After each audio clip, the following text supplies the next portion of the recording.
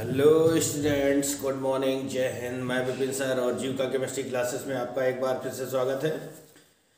Hello students, हम लोग पढ़ रहे हैं अनसोल्ड सीरीज, वो भी biology unsold series, biology unsold paper 2020 set number 5 WK। ठीक है ना। आज हम लोग सेट नंबर 5 को सॉल्व करने वाले हैं और इसी के साथ हम आपको बता दें कि हमारी जो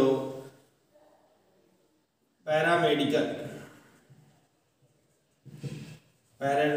जो बैच है वो स्टार्ट हो चुकी है 6 दिसंबर से। उसका written work syllabus according to syllabus general chemistry के बाद, सामान्य रसायन पढ़ाने के बाद हमारा सिलेबस स्टार्ट हो चुका है। ऑफलाइन बैच है तो उसको आप ज्वाइन कर लें अगर आप पैरामेडिकल करना चाहते हैं तो। ठीक है ना। और इसी के साथ जनवरी तक नीट का बैच स्टार्ट होगा। जनवरी तक नीट का बैच स्टार्ट हो जाएगा या जनवरी या फरवरी तक नीट का बैच स्टार्ट होगा। ये आपको थी सूचना आपके लिए स्टार्ट होने वाले कोर्सेज की। आज हम लोग शुरू कर रहे हैं biology unsolved paper 2020 set number 5 WK। Chemistry के अनसॉल्व्ड पेपर 2020, 2019 और 2018 3 साल के सेट सॉल्व करके आपको उसमें YouTube पर अपलोड है, आप हमारी प्लेलिस्ट पर जाकर के देख सकते हैं। तो भैया आज ना कोई विलंब करते हुए हम लोग शुरू करते हैं आज का जो सेट है, सेट नंबर 5। ठीक है ना, सेट नंबर 5 शुरू करते हैं। ठंड बहुत है भैया, है ना। हैवी एंजॉय करते रहिए ठंड का और रजाई के अंदर पड़े पड़े मत रहिएगा। ठीक है ना, रजाई के अंदर पड़े पड़े मत रहिएगा वरना आपका रिजल्ट भी रजाई के अंदर ही दबा रह जाएगा। ठीक है ना। मैं भी मॉर्निंग में जल्दी उठ करके अर्ली 3 बजा हुआ है, यहाँ पर आकर के मैं वीडियो क्लियर कर रहा हूँ। तो आप लोग भी 4 बजे समथिंग उठ जाइए और पढ़ाई करिएगा। क्वेश्चन नंबर पहले का कह रहा है जीवों के अस्तित्व को सबसे बड़े खतरे का कारण है, यानी जीवों का जो अस्तित्व आज खतरे में पड़ गया है उसका सबसे बड़ा कारण क्या है। तो इसका थर्ड ऑप्शन है वनों का कटाव। वनों का कटाव, जंगल अत्यधिक मात्रा में काटे जा रहे हैं और जंगल जितना ज़्यादा मात्रा में काटे जाएंगे जंगली जंतुओं का या जीवों का अस्तित्व खतरे में पड़ता चला जाएगा। कह रहा है खा नंबर निम्नलिखित में से किसमें कीट परागण होता है। अंजीर, गेहूं, हैडला, गुड़हल। पहला ऑप्शन सही है, गुड़हल। गा नंबर है अनिषेक जनन होता है। कह रहा मधुमक्खी में, मेढक में, छिपकली में, इनमें से कोई नहीं। तो इसका भी पहला ऑप्शन है, मधुमक्खी में होता है, अनिषेक जनन होता है। घा नंबर है प्रतिजैविकों को मुख्यतः प्राप्त किया जाता है नीली हरी शैवाल से, जीवाणुओं से, ब्रायोफाइटा से, विषाणुओं से। तो प्रतिजैविक का दूसरा ऑप्शन सही है, जीवाणुओं से मुख्य रूप से इन्हें प्राप्त किया जाता है। क्वेश्चन नंबर 2 के का पर चलना है हमको, पहला कंप्लीट हो जाता है। कह रहा बाह्य निषेचन को एक उदाहरण द्वारा परिभाषित कीजिए। ठीक है ना, बाह्य निषेचन को एक उदाहरण द्वारा परिभाषित कीजिए। दूसरे का बाह्य निषेचन, हेडिंग हो जाएगी बाह्य निषेचन। ठीक है, बाह्य निषेचन में हम लोग क्या लिख सकते हैं, जब निषेचन क्रिया मादा शरीर से बाहर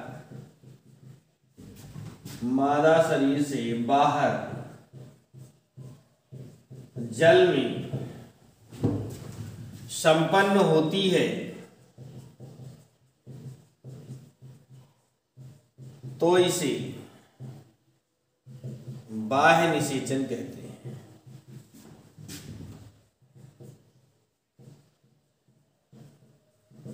ठीक है भैया, जब निषेचन क्रिया मादा शरीर से बाहर जल में संपन्न होती है तो इसे हम बाह्य निषेचन कहते हैं। एग्जाम्पल में है मछली, मेढक, शैवाल, ब्रायोफाइटा आदि। ये इसके एग्जाम्पल हो गए जिनमें निषेचन क्रिया मादा शरीर से बाहर जल में संपन्न होती है। ठीक है, क्वेश्चन नंबर दूसरे के खा पर चलते हैं।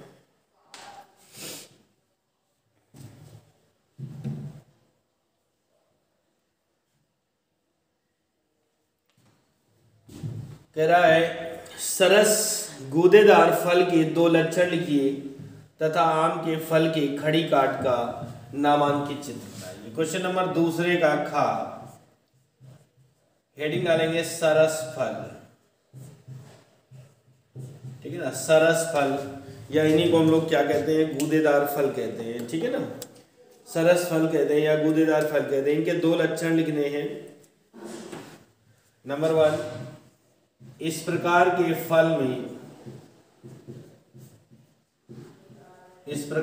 फल में अनेक बीज होते हैं।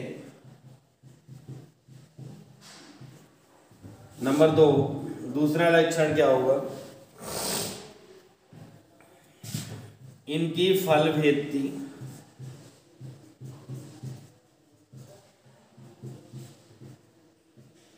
तीन भागों में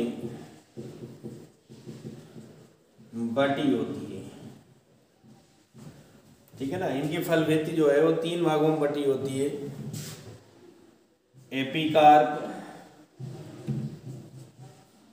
एपीकार्प नंबर 1, नंबर 2 मीजोकार्प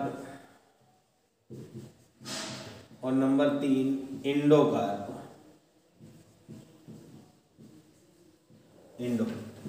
ठीक है, इसके अलावा कह रहा है आम की फल की खड़ी काट का। तो भैया हम जानते हैं, देखिए मैं यहाँ पर छोटा सा बना दूं, आपको डायग्राम आपकी बुक में ऑलरेडी मिल जाएगा। ज्यादा अच्छी राइटिंग नहीं है यार मेरी, इस तरह से आम बन गया। ठीक है, ये आम हो गया और यहाँ पर इसके अंदर ये बीज हो जाएगा इस तरह से आवरण से, और ये इस तरह से, ये आम के फल व्यक्ति की खड़ी काट हो जाएगी। तो इस तरह का डायग्राम आपकी बुक में होगा। डायग्राम मैं आपको अक्सर बता देता हूँ कि आप अपने उसमें बना लीजिएगा। ठीक है, इस तरह से ये क्वेश्चन हमारा कंप्लीट होता है दूसरे का खा। अब हम लोग चलेंगे दूसरे के गा पर, तो इसको साफ कर लेते हैं।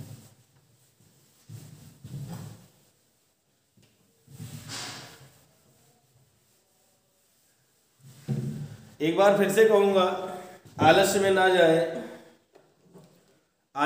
जाए और क्या कह सकते हैं कि आपको आलस्य से जगाने के लिए नन्ही चींटी को देखिए। नन्ही चींटी जो होती है वो बहुत छोटी होती है और अपने से शरीर के वजन से ज़्यादा वजन का दाना लेकर के अपने लिए निरंतर स्टोर करती रहती, निरंतर मेहनत करती रहती। उसी तरह आप अपने आप को समझिए और निरंतर बढ़ते रहिए। ठीक है ना, निरंतर मेहनत करते रहिए, बहुत अच्छा हो जाएगा। क्वेश्चन नंबर दूसरे का गा कह रहा है भारत में पारिस्थितिकी का जनक किसे कहते हैं। क्वेश्चन नंबर 2 का गा, भारत में पारिस्थितिकी का जनक किसे कहते हैं। तो आंसर है श्री रामदेव मिश्रा। भारत में पारिस्थितिकी जनक जो है वो रामदेव मिश्रा को कहा जाता है। ठीक है ना। क्वेश्चन नंबर दूसरे का घा, टाइफाइड बुखार किस जीव से उत्पन्न होता है। तो दूसरे का घा, इसका आंसर होगा साल्मोनेला। साल्मोनेला टाइफी जीवाणु।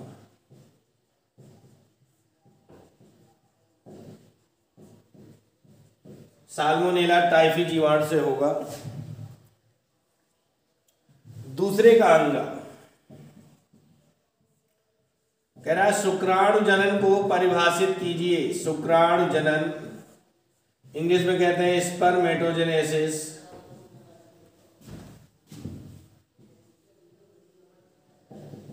तो हमने ये हेडिंग डाल दी शुक्राणु जनन स्पर्मेटोजेनेसिस। और क्या लिख सकते हैं, बहुत सिंपल सी परिभाषा, लॉन्ग आंसर में ऐसा हो चुका है। नर जननांगों अर्थात वृषणों में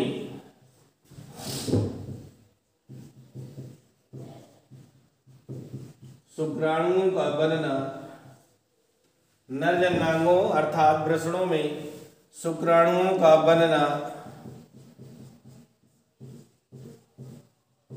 शुक्राणु जनन कहलाता है।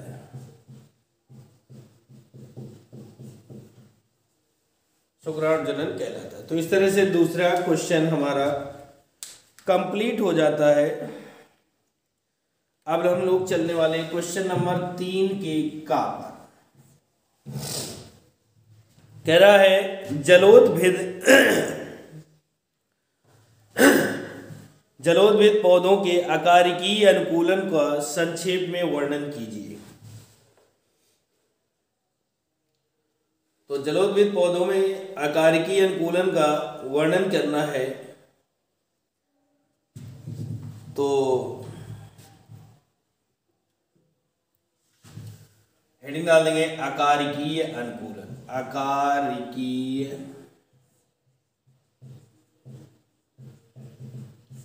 अनुकूलन नंबर 1 लिखना है, पॉइंट वाइज करेंगे।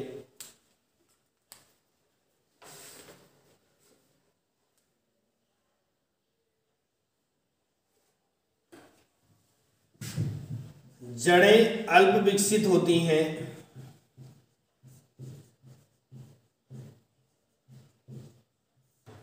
जड़ें अल्प विकसित होती हैं। भैया जड़ें अल्प विकसित होंगी क्योंकि इनमें जड़ों की आवश्यकता नहीं होती। जड़ का काम होता है मिट्टी से खनिज और जल का अवशोषण करना, खनिज लवणों का अवशोषण करना। तो चूंकि ये जल में ही डूबे रहते हैं तो इनमें जड़ों की कोई आवश्यकता नहीं। इनका संपूर्ण शरीर जल का अवशोषण कर सकता है। तो लिख सकते हैं क्योंकि यह जल का अवशोषण संपूर्ण शरीर से कर सकते हैं। जल का अवशोषण संपूर्ण शरीर से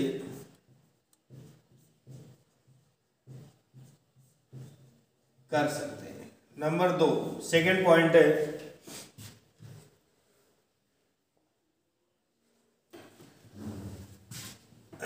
इसका एग्जांपल भी लिख लें, जैसे वॉल्फिया।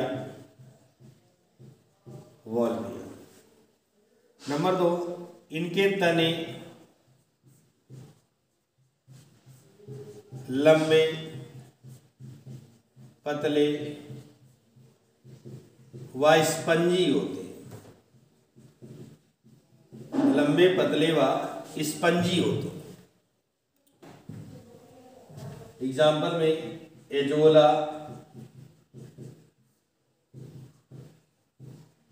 समुद्र शोक, etc. समुद्र शोक etc.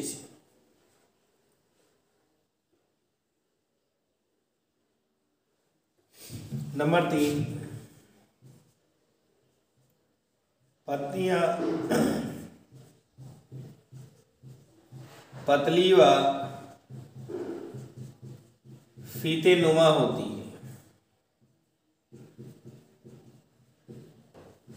ठीक है, पतली पत्तियां जो होती हैं पतली और फीते नुमा होती हैं, जैसे कि वेलिसनेरिया, ये एग्जाम्पल हो गया।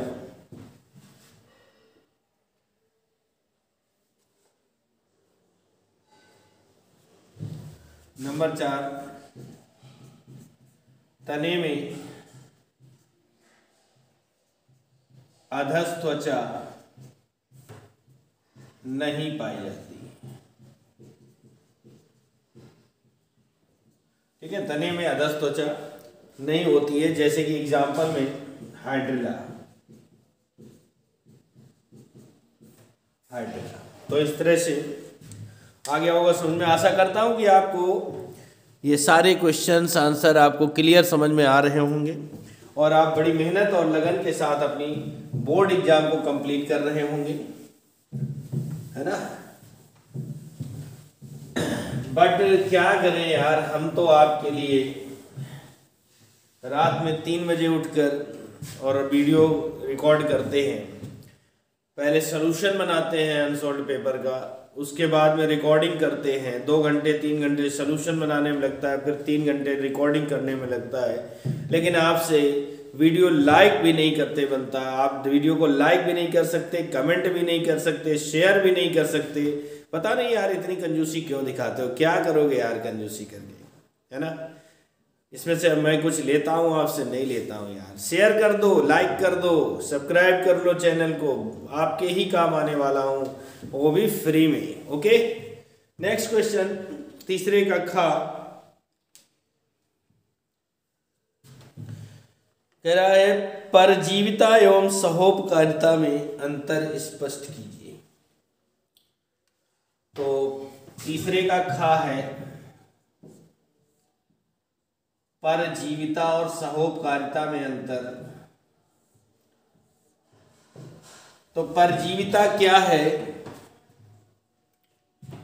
ठीक है ना, परजीविता क्या है इसके बारे में आपको मैं सिर्फ बताऊंगा, क्योंकि ये set number first 2020 question number 3 का खा।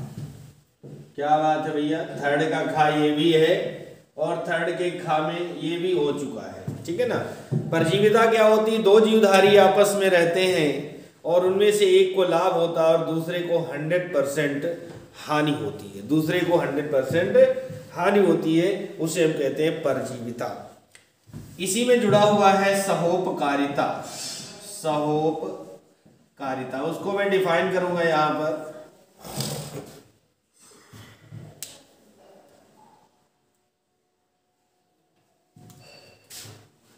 दो जीवधारियों के बीच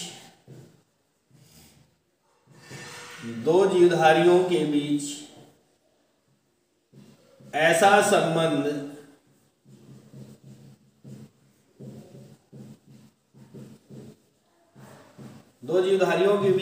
संबंध जिसमें साथ रहने वाले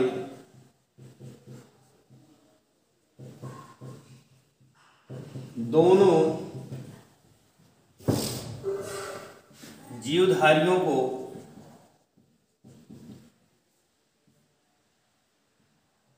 लाभ होता है। साथ रहने वाले दोनों जीवधारियों को लाभ होता है, मतलब किसी को हानि तो होती ही नहीं। इसे हम कहते हैं क्या, सहोपकारी। एग्जाम्पल में सबसे बेस्ट एग्जाम्पल है लाइकेन, शैवाल प्लस कवक से बनता है, ठीक है ना। तो इसका सबसे बेस्ट एग्जाम्पल ये है।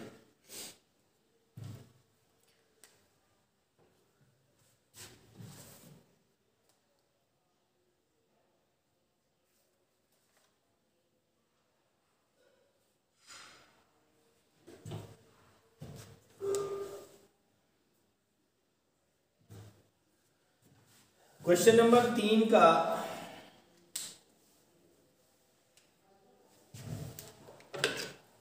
क्वेश्चन नंबर 3 का गा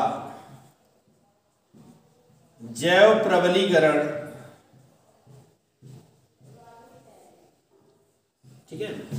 ये आपका 2020 सेट नंबर 3 और क्वेश्चन नंबर मुझे याद नहीं है, लेकिन ये आपका सेट में हो चुका है जैव प्रबलीकरण, ठीक है। और इसके साथ भी कुछ चीज़ें ऐसी हैं बेटा जो आपके पेपर से क्या है रिड्यूस है, तो उन चीज़ों को ध्यान रखते हुए आपको आगे बढ़ना है। क्वेश्चन नंबर 3 का घा कह रहा है मादा युग्मकोद्भिद के विकास का केवल रेखीय चित्र बनाइए, मतलब फीमेल गैमेटोफाइट। तीसरे का घा मादा युग्मकोद्भिद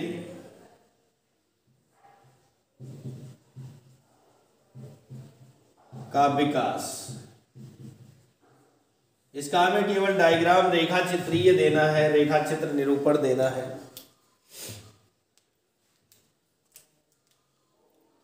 तो देखिए किस प्रकार से मादा युग्मकोद्भिद का डेवलपमेंट होता है। ये ब्रॉडपोस्ट हो जाता है और आपको पता है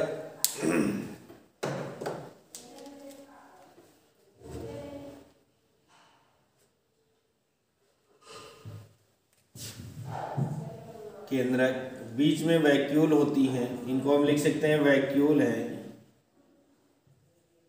और इसको लिख सकते हैं एम्ब्रियोसैक, एम्ब्रियोसैक, और बीच में ये कोशा द्रव्य भरा होता है। ठीक है, इसका कोई रूप नहीं। इसका डेवलपमेंट होता है, कोशिका के आकार में परिवर्तन हो सकता है। क्या हो सकता है, केंद्रक जो होते हैं वो 1 से 2 यानी 2 से 4, यहाँ पर 2 केंद्रक थे अब 4 बन जाएंगे। वैक्यूल के आकार में वृद्धि भी हो सकती है या कोई नया आकार आ सकता है। ठीक है ना। इसके बाद में क्या होगा, नई कोशिका आएगी। नई कोशिका में क्या हो रहा है भैया, क्या परिवर्तन हुए, 2 से 4 4 केंद्रक बन जाते हैं। इसे न्यूक्लियस, 2 से 4 केंद्रक बन जाते हैं। ठीक, और भैया ये सब है ना, इस तरह से कोशा द्रव्य तो भरना बहुत जरूरी है।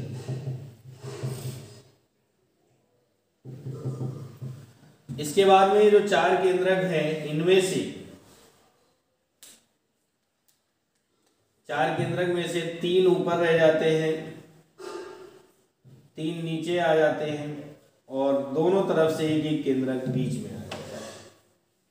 कुछ ऐसी रचना बन जाती है। ठीक है, ये कंडीशन बन जाती है। और अगला डायग्राम जो होगा उसमें क्या होगा,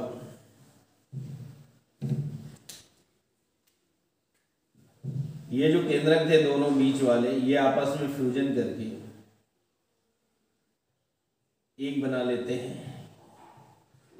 ये 3 सेल बराबर, इनमें से एक बड़ी होती है, इसे हम एग सेल बोलते हैं। ये न्यूक्लियस हो जाएगा, और ये होती हैं हेल्पर सेल्स। तो ये हो गया मादा युग्मकोद्भिद के विकास का डायग्राम, ABCD। हो सकता है आपकी बुक में इससे अच्छा हो तो आप वहां से भी डायग्राम को देख सकते हैं, अन्यथा आपको मैंने डायग्राम बनाकर दे दिया। ठीक है, और तो ये हमारा चल रहा था तीसरे का घा। अब हम लोगों को चलना है तीसरे का अंगा। तो इतना हम साफ कर सकते हैं, कर देंगे, क्योंकि आपको ने बना भी लिया होगा। तो आगे हम लोग चलेंगे तीसरे के अंगा पर।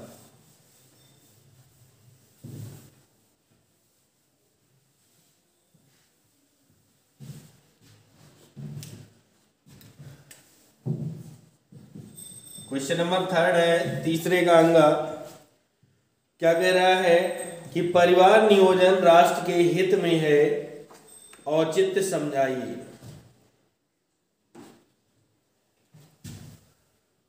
हेडिंग डाल देंगे परिवार नियोजन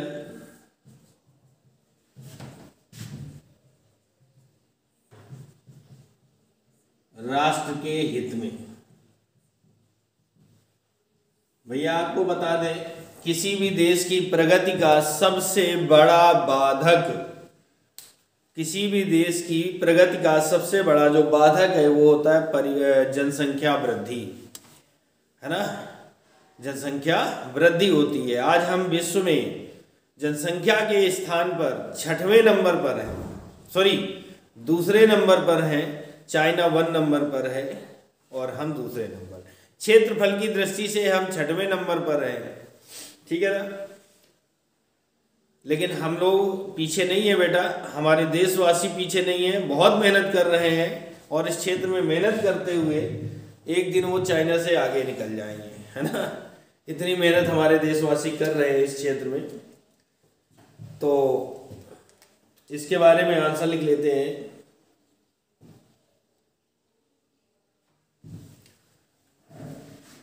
परिवार कल्याण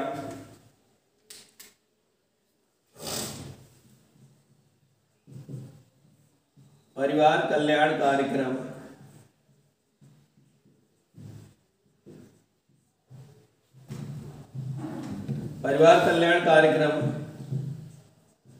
जनसंख्या नियंत्रण में महत्वपूर्ण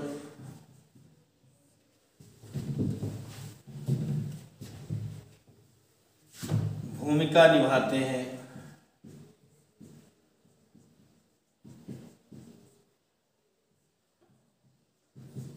क्योंकि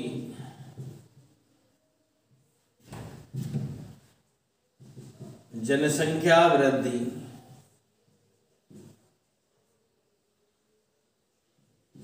राष्ट्र के लिए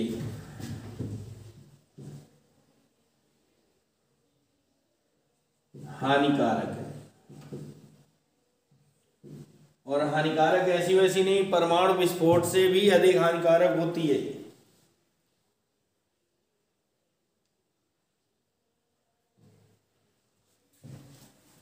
साथ ही ये कार्यक्रम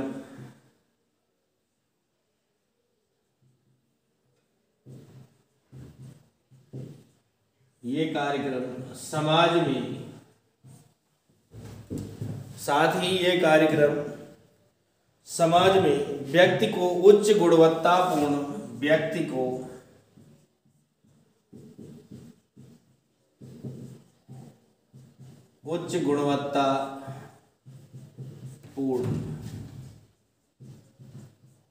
जीवन बिताने का अवसर प्रदान करती है।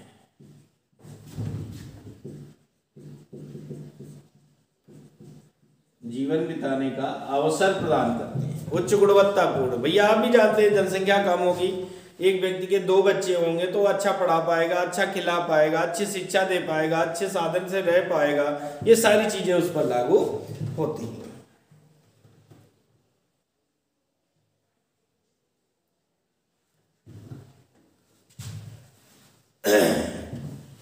अतः हम कह सकते हैं कि परिवार नियोजन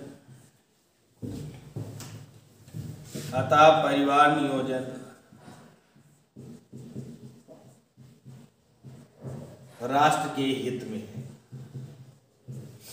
डिटेल में जनसंख्या वृद्धि पर निबंध पढ़ लीजिएगा, उसको डिटेल में आपको मिल जाएगा। इसकी 2 विधियां हैं।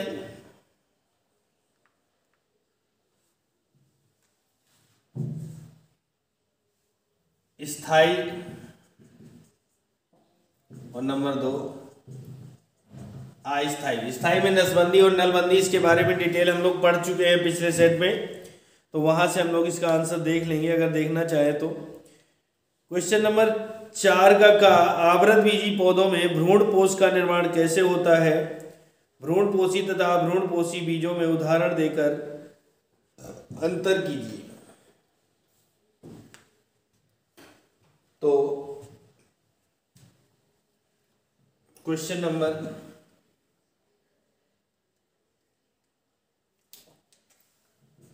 4 का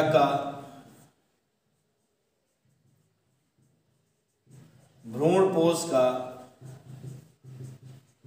निर्माण, इसे मैं बोलूंगा, थोड़ा लैंग्वेज में बड़ा हो रहा है इसलिए मैं इसको बोलूंगा और आप लोग नोट कर लेंगे, ठीक है? हाँ, तो इसको मैं बोल रहा हूं, आप लोग नोट कर लें। आवृतबीजी पौधों में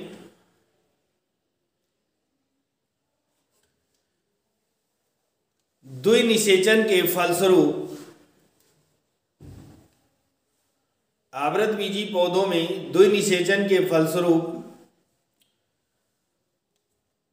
त्रिगुणित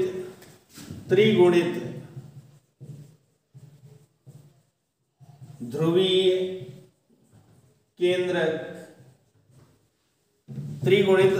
केंद्रक का निर्माण होता है,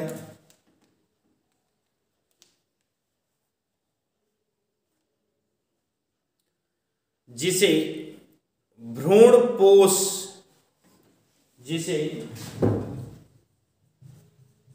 भ्रूणपोष केंद्रक कहते हैं।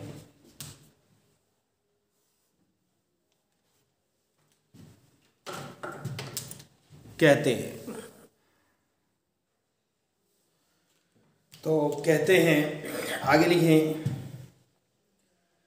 भ्रूण कोष केंद्रक, भ्रूण कोष, अब मैं कोष बोल रहा हूं, भ्रूण कोष केंद्रक के फलस्वरूप प्राथमिक भ्रूणपोष केंद्रक का निर्माण होता है।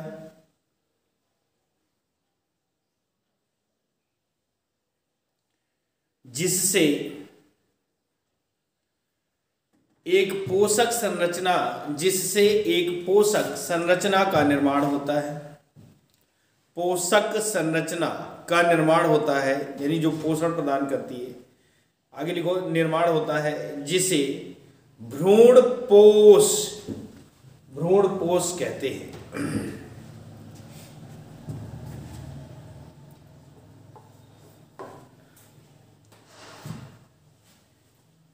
यह विकासशील, आगे लिखें, यह विकासशील भ्रूण को पोषण प्रदान करता है। विकासशील भ्रूण को पोषण प्रदान करता है तथा अंकुरण के समय बने नए पादप को पोषण प्रदान करता है।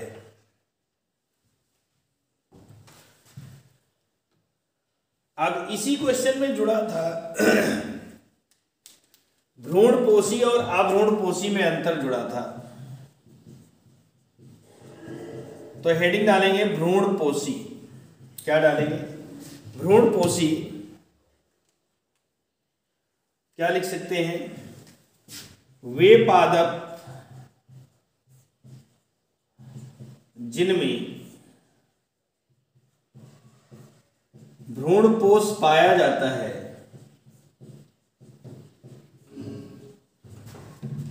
भ्रूणपोषी कहलाते हैं।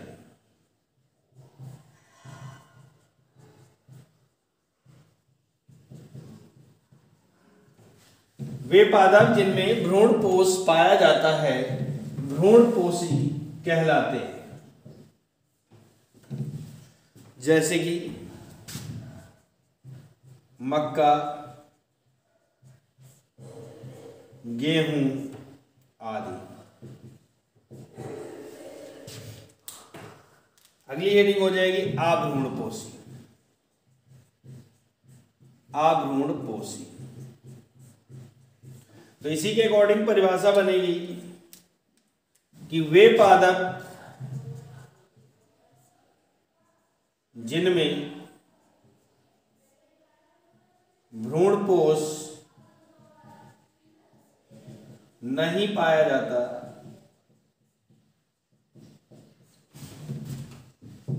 अभ्रूणपोषी कहलाते हैं।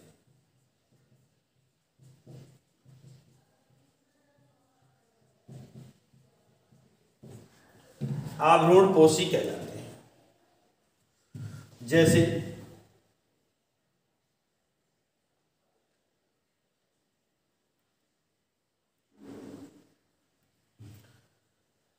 जैसे कि चना,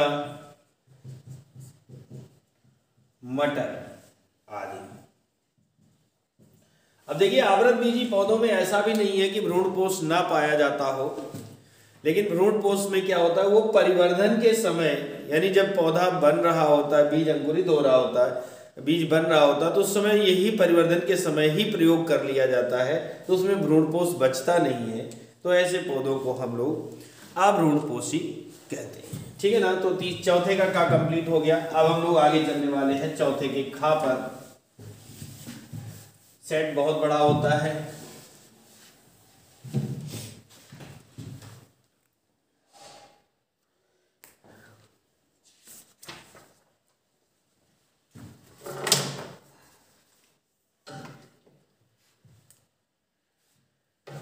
क्वेश्चन नंबर 4 का खा कह रहा है मानव में रोग उत्पन्न करने वाले किन्हीं 2 रोग जनकों का नाम लिखिए तथा इनके नियंत्रण के उपाय लिखिए। तो क्वेश्चन नंबर 4 का खा है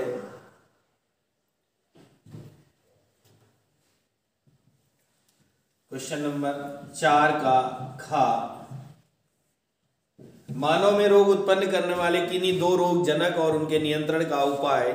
ये जो क्वेश्चन है 2020 सेट नंबर 3 2020 सेट नंबर 3 और क्वेश्चन नंबर 4 का गा में कंप्लीट हो चुका है, तो इसको आप वहीं से देख लेंगे, ठीक है ना।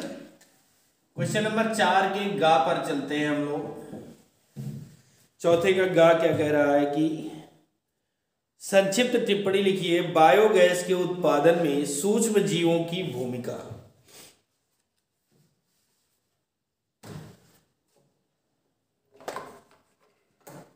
बायोगैस के उत्पादन में सूक्ष्म जीवों की भूमिका, तो हेडिंग डाल देंगे बायोगैस उत्पादन में सूक्ष्म जीवों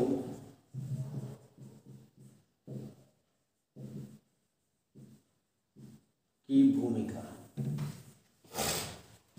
क्या योगदान करता है सूक्ष्म जीव से, मतलब बैक्टीरिया से होता है, तो क्या योगदान ये करते हैं। इसमें नंबर 1 पर हेडिंग डालेंगे या नंबर ए पर डाल दें जल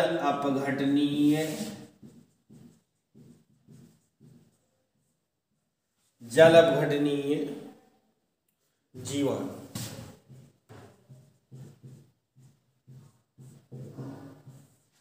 वाटर हाइड्रोलिसिस बैक्टीरिया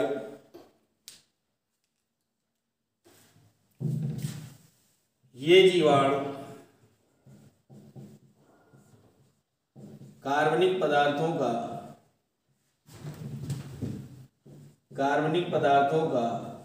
जल अपघटन करके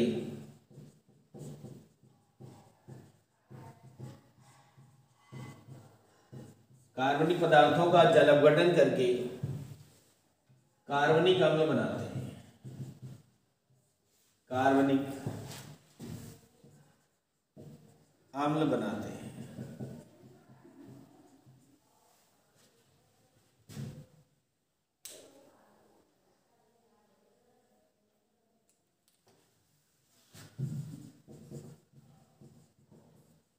कार्बनिक पदार्थ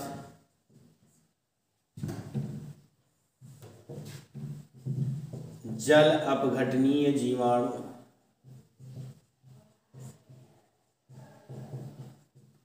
बनाएंगे कार्बनिक अम्ल।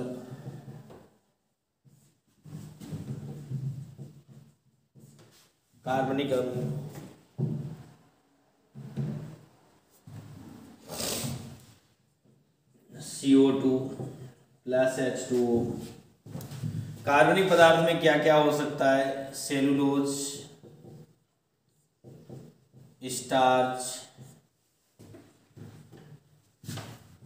प्रोटीन, लिपिड, ये सारे कार्बनिक पदार्थ हो सकते हैं। और ये समूह फर्स्ट के जीवाणु होते हैं, ग्रुप फर्स्ट, तब ये कार्बनिक पदार्थों का अपघटन करके कार्बनिक अम्ल बनाते हैं। नंबर 2 पर आता है यानी बी नंबर एसीटोजेनिक जीवाणु।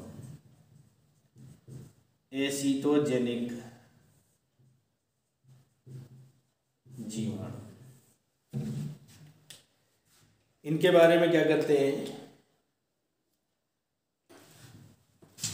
इस समूह के जीवाणु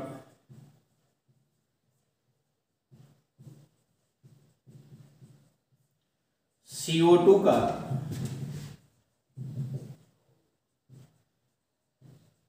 अपचयन करके एसिटिक अम्ल बनाते हैं।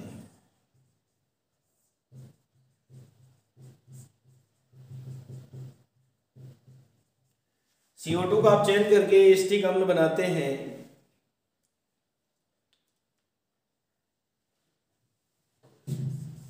CO2 प्लस H2 एसीटोजेनिक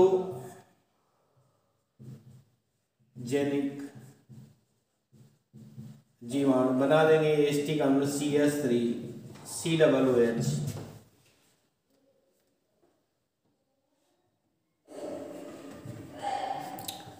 ठीक है, एसिटिक अम्ल बन जाएगा। तो इस तरह से ये योगदान होता है सूक्ष्म बायोगैस उत्पादन में सूक्ष्म जीवों का। और इसी में साथ में चौथे के गा का ये फर्स्ट था।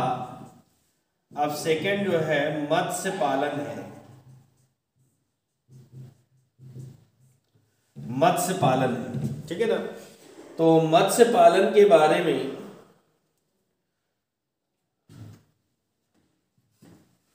दो 2020 सेट नंबर 2 2020 सेट नंबर 2 और क्वेश्चन नंबर 9 का फर्स्ट क्वेश्चन नंबर 9 के फर्स्ट पार्ट में कराया जा चुका है। और ये टॉपिक शायद आपका आउट ऑफ सिलेबस है।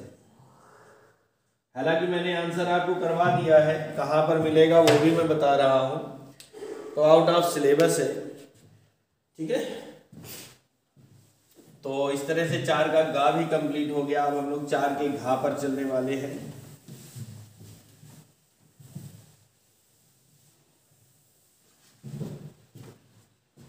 क्वेश्चन नंबर 4 का घा क्या कह रहा है? निम्न में अंतर कीजिए जन्मजात प्रतिरक्षा और उपार्जित प्रतिरक्षा में।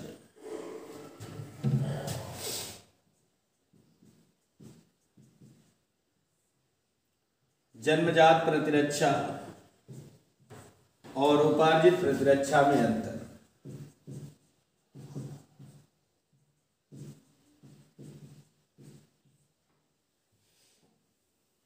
आप क्या करेंगे? पहले हेडिंग डालेंगे जन्मजात प्रतिरक्षा और उपार्जित प्रतिरक्षा में अंतर। उसके बाद आप कॉलम बनाएंगे।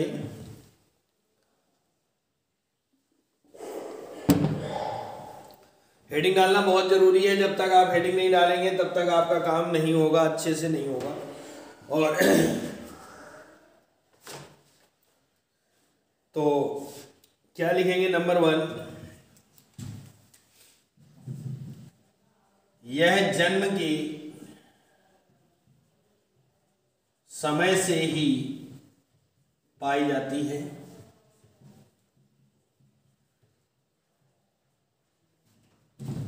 और उधर लिखेंगे यह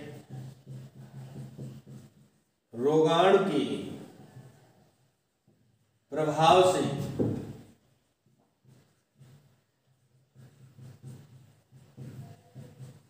उत्पन्न होती है। मतलब ये जन्म के समय से माता पिता से ही बच्चे को प्राप्त हो जाती है। और इसमें क्या होता है, जब रोगाणु या जीवाणु या बैक्टीरिया या वायरस जब अटैक करता है तो अटैक करने के बाद जो उत्पन्न होती है उसे उपार्जित कहते हैं ना। ऊपर से अर्जित की गई उसे उपार्जित कहते हैं।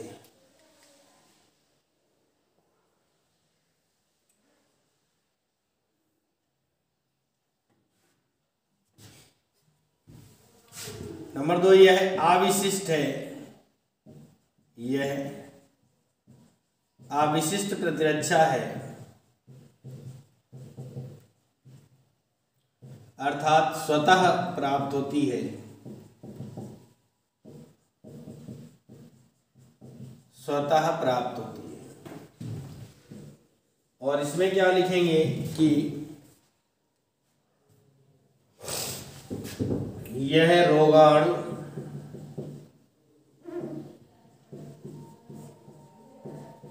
के प्रति होने वाली प्रतिक्रिया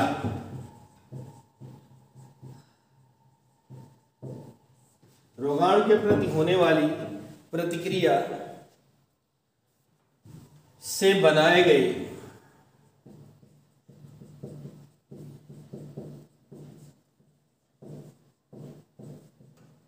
प्रतिरक्षियों द्वारा उत्पन्न होती है।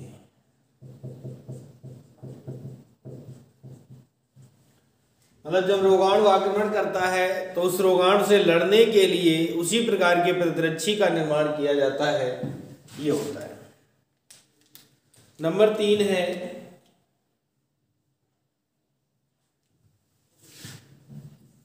यह रोगाणुओं को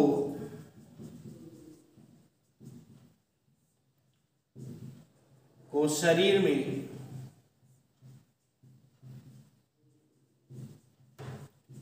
प्रवेश होने से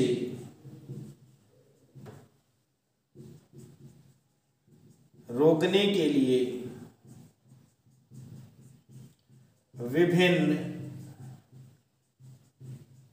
अवरोध उत्पन्न करती है।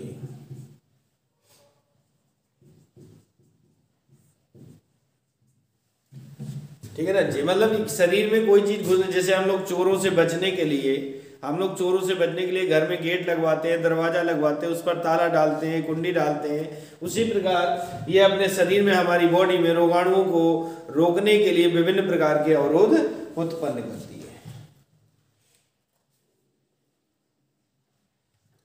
और इधर लिख सकते हैं यह प्रतिरक्षा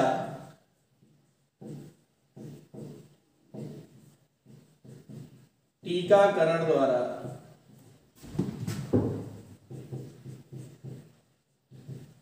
भी प्राप्त की जा सकती है।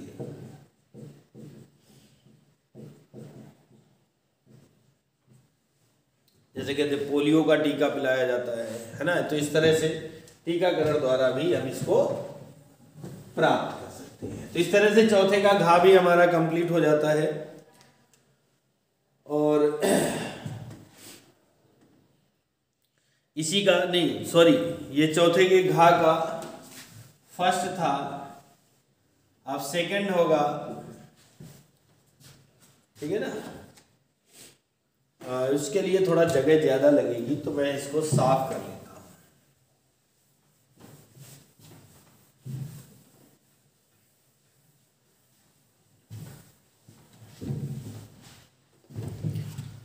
उदार ट्यूमर कैंसर तथा दुर्दम ट्यूमर कैंसर के बारे में है। उदार को हम लोग सुदम भी बोलते हैं। उदार को सुदम अर्बुद हेडिंग डाल देंगे और इसमें लिखेंगे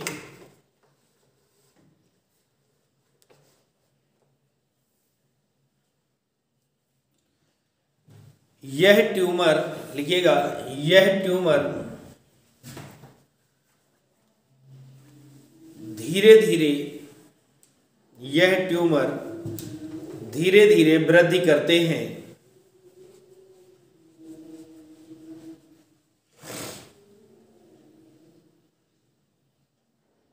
तथा शरीर के दूसरे भागों में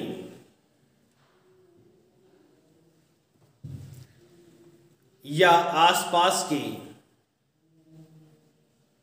ऊतकों में नहीं फैलते, आसपास के ऊतकों में नहीं फैलते।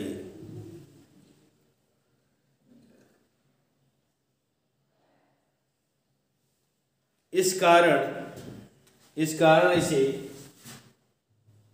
नॉन मैलिग्नेंट अर्बुद, इसलिए इसे नॉन मैलिग्नेंट अर्बुद भी कहते हैं। नॉन मैलिग्नेंट अर्बुद भी कहते हैं। एग्जाम्पल में होगा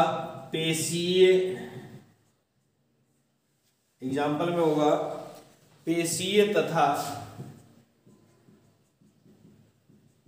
अस्थि अर्बुद। पेशीय तथा अस्थि अर्बुद। अब हेडिंग होगी दुर्दम।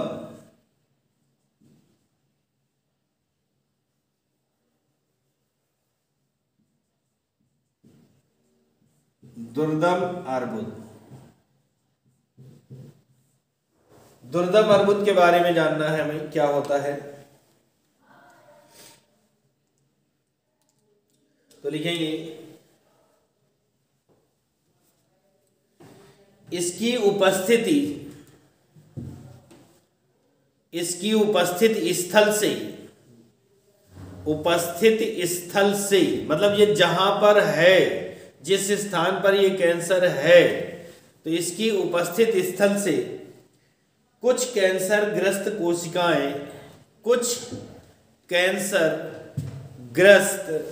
कोशिकाएं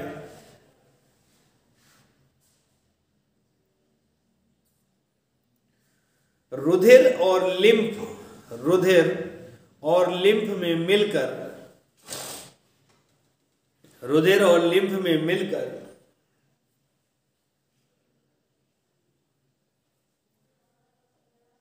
शरीर के अन्य भागों में पहुंच जाती हैं, शरीर के अन्य भागों में पहुंच जाती हैं तथा वहां पर भी संक्रमण फैलाती।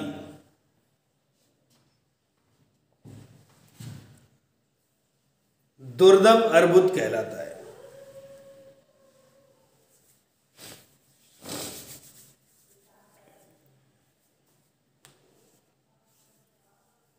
दुर्दम अर्बुद कहलाता है। चलिए भैया, इस तरह से क्वेश्चन नंबर 4 का घा भी कंप्लीट हो जाता है और अब हम लोग क्वेश्चन नंबर 5 पर चलने वाले हैं ना। क्वेश्चन नंबर 5 का क्या कहता है, तेरा प्रदूषण को परिभाषित कीजिए। देश के बड़े शहरों में वायु प्रदूषण की समस्या की विवेचना कीजिए। तो सबसे पहले हम लोग प्रदूषण के बारे में जानते हैं। प्रदूषण क्या होता है? क्या अच्छा नहीं लग रहा है, ठंड है भैया, हाथ गड़बड़ कर जाते हैं। पॉल्यूशन क्या होता है उसके बारे में जान लेते हैं, है ना। तो बहुत छोटी सी डेफिनेशन लाया हूं, बड़ी सिंपल सी डेफिनेशन है। हमारे आसपास के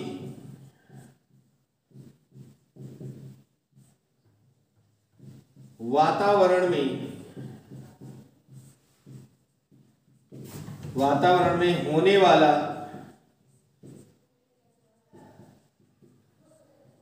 अवांछनीय परिवर्तन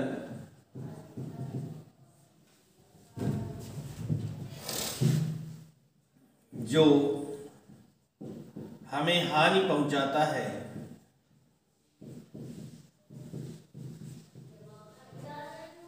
प्रदूषण कहलाता है।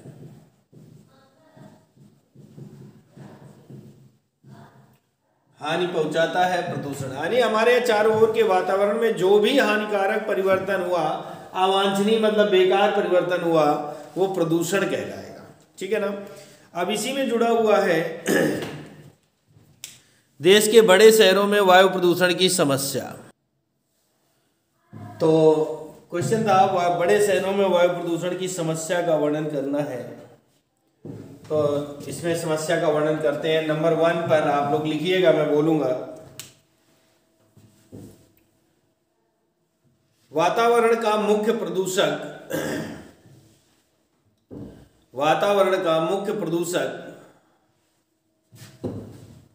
कार्बन मोनोऑक्साइड यानी CO, कार्बन मोनोऑक्साइड ब्रैकेट में लिख लें सूत्र CO है।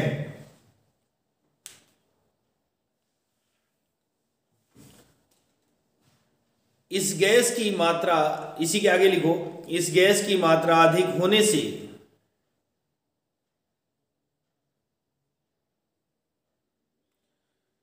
सांस लेने में कठिनाई,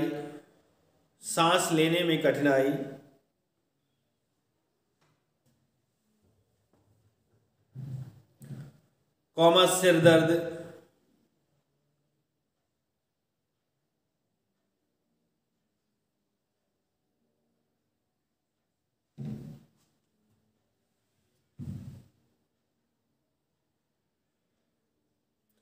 एवं ऑक्सीजन वहन की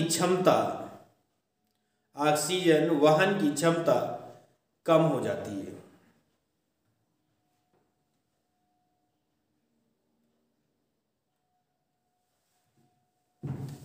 नंबर 2,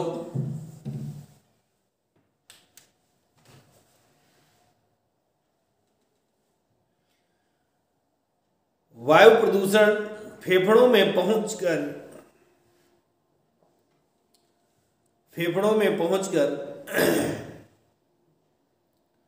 कैंसर उत्पन्न करता है।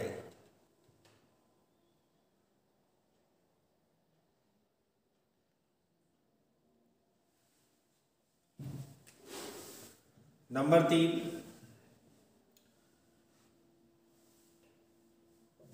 वायुमंडल में उपस्थित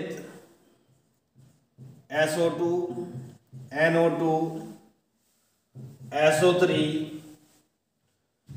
etc. अम्ल वर्षा का कारण बनते हैं।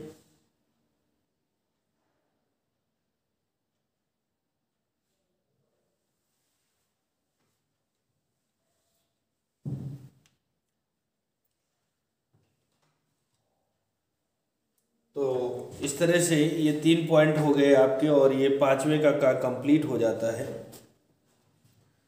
अब हम लोग चलने वाले हैं आगे 5वें के खा पे। ठीक है, तो इसको साफ करते हैं और 5वें के खा पर चलते हैं।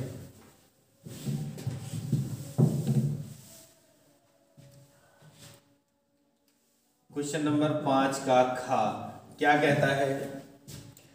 कह रहा प्रतिबंध एंजाइम से आप क्या समझते हैं? प्रतिबंध एंजाइम से आप क्या समझते हैं? इसके महत्व का उल्लेख कीजिए।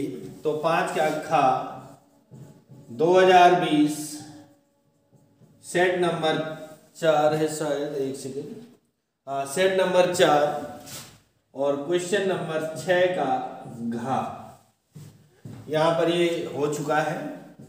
अब हम लोग 5वें के गा पर चलते हैं। कह रहा कृषि में जैव प्रौद्योगिकी की भूमिका का उल्लेख कीजिए। कृषि में जैव प्रौद्योगिकी की भूमिका का उल्लेख कीजिए। तो हम लोग हेडिंग डाल देंगे कृषि में जैव प्रौद्योगिकी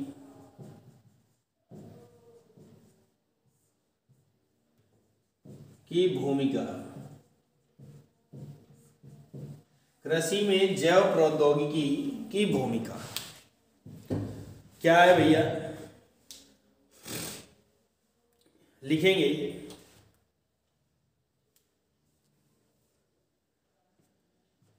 लिखिएगा जैव प्रौद्योगिकी द्वारा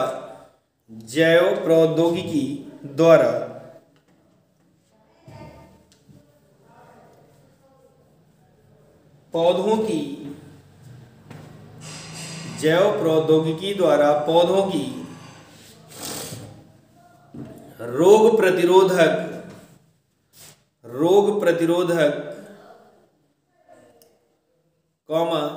कीट प्रतिरोधक प्रजातियां तैयार की जाती हैं।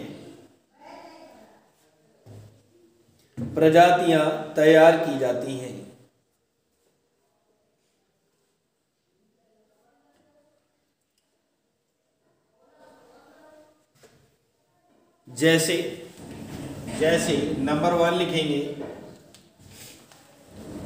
बीटी ये बैसिलस थूरिनजिएंसिस नामक जीवाणु होता है। तो लिखिएगा जैसे नंबर 1 बीटी द्वारा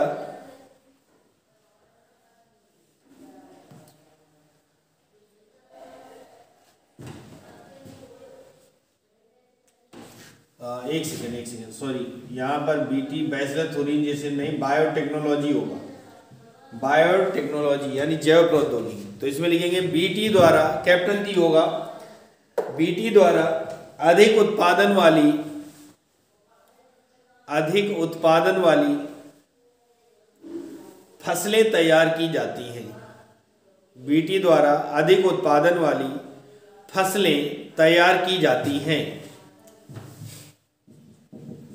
नंबर 2, बीटी द्वारा नाइट्रोजन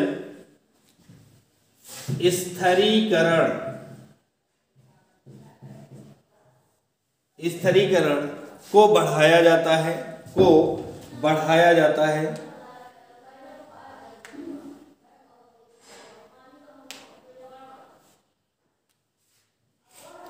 नंबर 3, बीटी द्वारा जैव उर्वरकों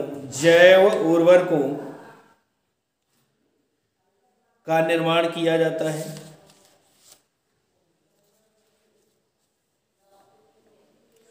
जैव उर्वरकों का निर्माण किया जाता है।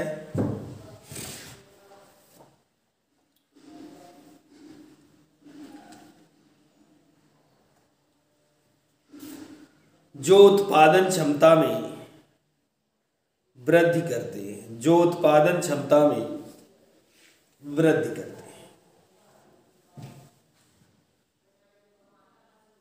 क्वेश्चन नंबर 5 के घा पर चलना है अब हमको।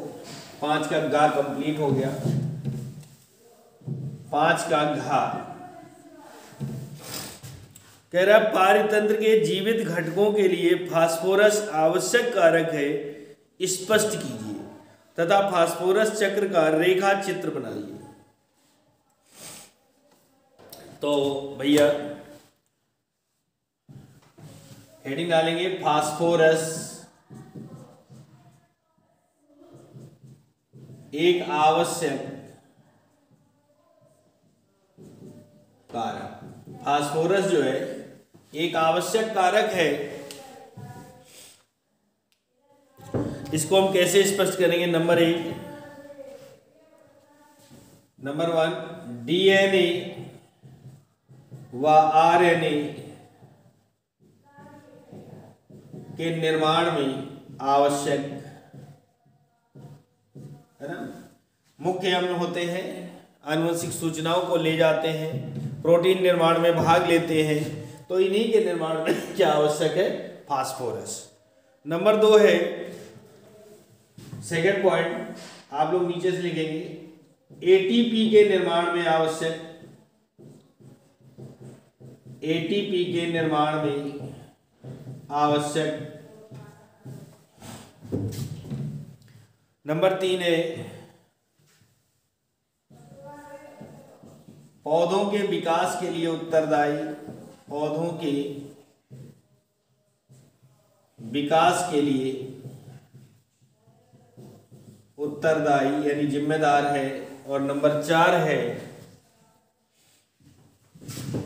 दांतों और अस्थियों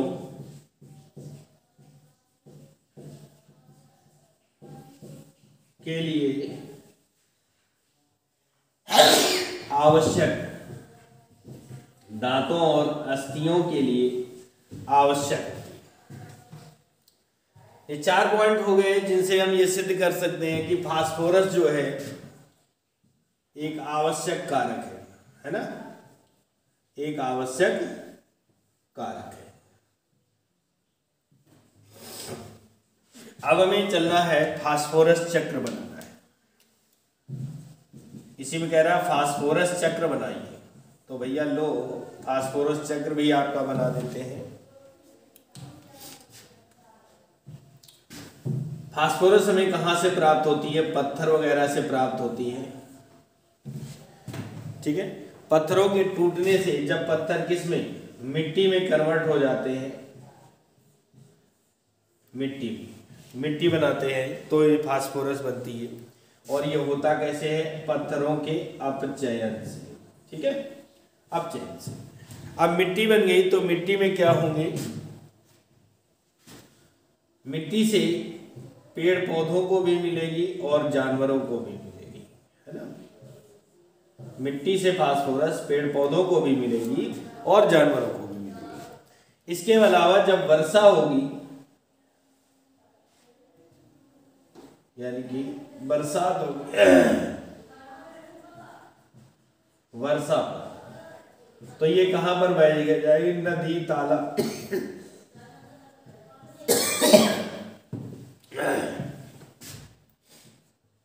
तालाब में पहुंच जाएगी। और तालाब का जल जानवर भी लेते हैं, और तालाब का जल पेड़ पौधों के द्वारा भी यूज किया जाता है।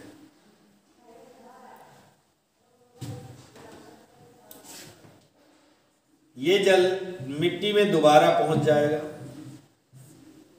दो कंडीशन में पहुंचता है, एक तो अवशोषण होता है, मिट्टी में अवशोषित होता रहता है जल, और दूसरा इन जीवधारियों की मृत्यु पर, इन जीवधारियों की मृत्यु पर। ठीक है, ये ऐसे ही। तो इस प्रकार से ये फास्फोरस चक्र हमारा चलता रहता है। क्लियर हुआ? तो पांचवें का घा यानी क्वेश्चन नंबर 5 ही कंप्लीट हो गया। अब हमें क्वेश्चन नंबर 6 पर चलना है, तो इसको साफ करते हैं।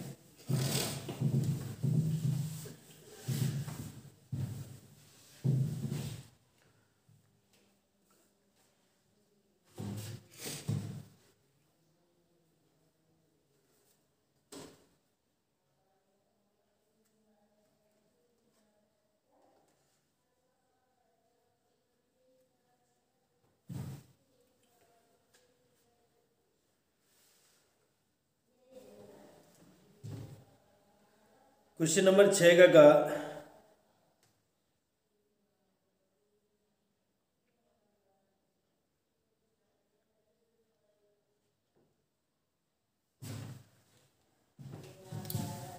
छठवें का कह रहा है प्राकृतिक वर्ण सिद्धांत क्या है? इस सिद्धांत को किसने प्रतिपादित किया था? प्राकृतिक वर्ण सिद्धांत,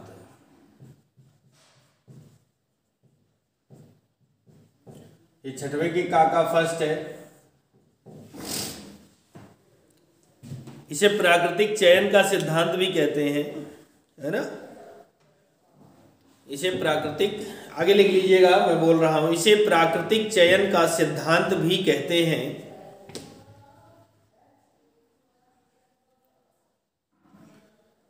इसके अनुसार प्रकृति जीवन संघर्ष में योग्य व्यक्ति को ही या योग्य जीवधारी को ही चयन करती है और उसी को आगे बढ़ने का अवसर प्रदान करती है, और उसी को आगे बढ़ने का अवसर प्रदान करती है।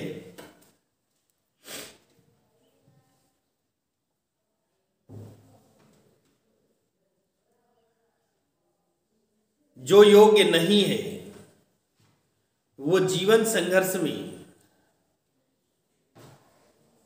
सफल नहीं हो पाते। इसे ही प्राकृतिक चयन या प्राकृतिक वर्ण का सिद्धांत कहते हैं।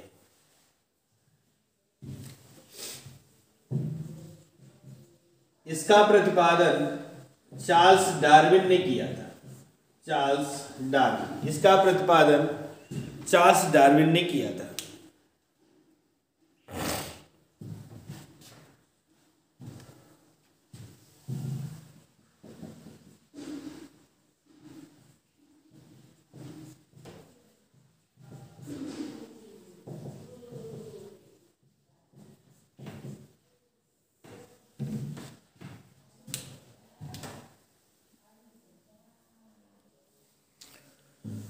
पृथ्वी पर जीवन की उत्पत्ति के देखिए भैया बहुत सारे सिद्धांत दिए गए हैं। ब्रह्मांडवाद दिया गया है, स्वतः जननवाद दिया गया है, जीवोत्पत्ति का सिद्धांत दिया गया है, और आधुनिक संश्लेषण सिद्धांत दिया गया है, एआई ओपेरिन का सिद्धांत है, स्टैनले मिलर की थ्योरी है, तो बहुत सारे सिद्धांत दिए गए हैं, इसलिए इसको आप स्वयं कर लीजिएगा।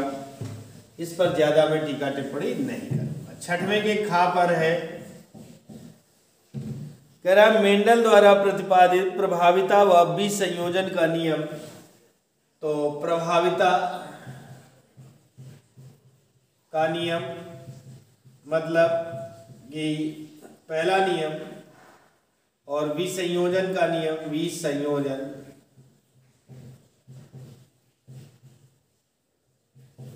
का नियम, यानी कि दूसरा नियम है।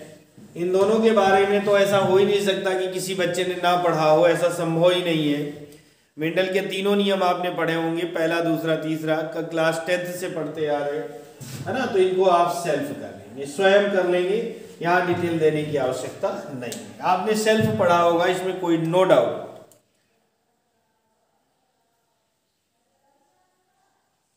छठवें का गा, छठवें के गा में कह रहा है कोशा में पाए जाने वाले 3 प्रकार के आरएनए के नाम लिखिए।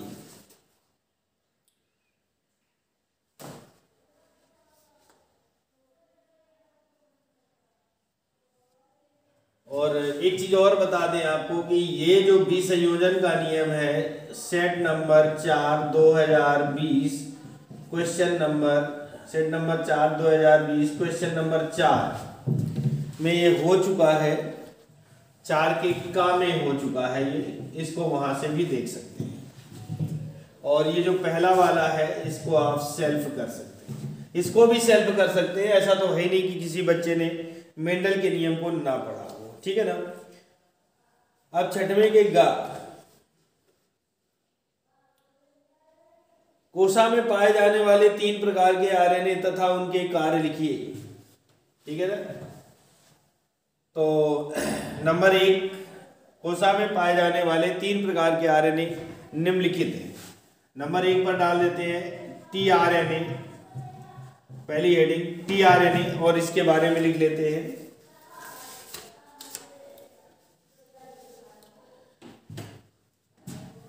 यह केंद्रक में उपस्थित, एक काम करो, टीआरएनए पहले ना लिखो, पहले लिख लेते हैं एमआरएनए। इसमें लिखेंगे यह विशिष्ट प्रोटीन निर्माण हेतु, यह विशिष्ट प्रोटीन निर्माण हेतु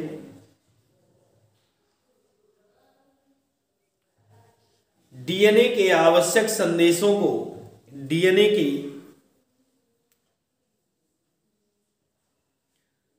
आवश्यक संदेशों को ले जाता है। इसका निर्माण डीएनए द्वारा होता है, डीएनए द्वारा होता है। नंबर 2 आरआरएनए, राइबोसोमल आरएनए होता है। यह, इसमें लिखो, यह मुख्य रूप से राइबोसोम पर पाया जाता है, मुख्य रूप से राइबोसोम पर पाया जाता है। और प्रोटीन संश्लेषण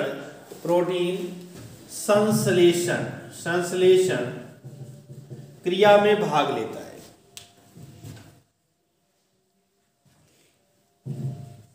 और नंबर 3 पर आता है टीआरएनए। यही 3 प्रकार के आरएनए होते हैं। ट्रांसफर आरएनए, इसमें लिखेंगे यह केंद्रक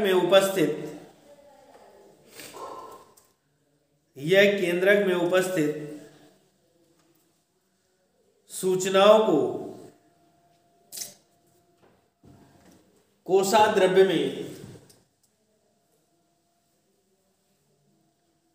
केंद्रक में उपस्थित सूचनाओं को कोशाद्रव्य में स्थानांतरित करता है,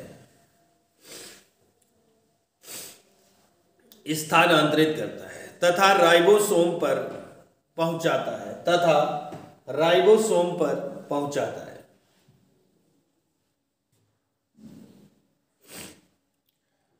अब हम लोग चलने वाले हैं छठवें के घा पर। क्वेश्चन नंबर 6 का घा, कह रहा जीन चिकित्सा से आप क्या समझते हैं, उचित उदाहरण से स्पष्ट कीजिए। तो छठवें का जो घा है यानी जीन चिकित्सा 2020 सेट नंबर 3 2020 सेट 3 और क्वेश्चन नंबर 5 का घा में ये क्वेश्चन हो चुका है। जीन चिकित्सा के बारे में, उसके उदाहरण के बारे में ये वहां पर हो चुका है। इस तरह से एक ही बार में देखिए भैया, बड़ा अच्छा रहा कि बड़ी आसानी से ये छठवां क्वेश्चन एक ही सेट में सॉल्व हो जाएगा। अब हम लोग लॉन्ग आंसर 5 नंबर के क्वेश्चन को कवर अप करेंगे। क्वेश्चन नंबर 7 निम्न में से किन्हीं दो पर टिप्पणी लिखिए। निम्न में से किन्हीं दो पर टिप्पणी लिखिए।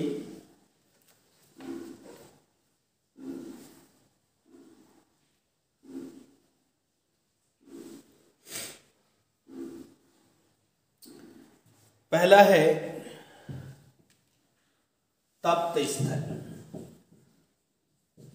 तप्त स्थल, हॉट स्पॉट बोलते हैं, हॉट स्पॉट, तप्त स्थल, इसके बारे में लिखना है। तो भैया लिखना शुरू करें, लॉन्ग आंसर है, लिखाना ही पड़ेगा। लिखेगा तप्त स्थल का विचार, तप्त स्थल का विचार सर्वप्रथम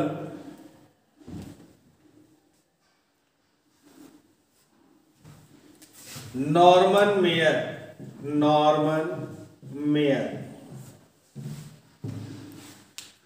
ने सन 1988 में दिया था। इनके अनुसार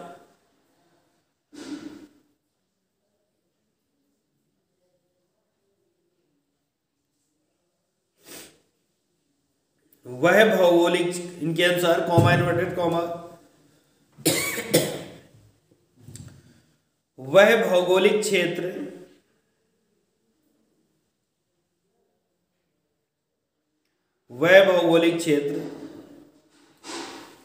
जहां जैव विविधता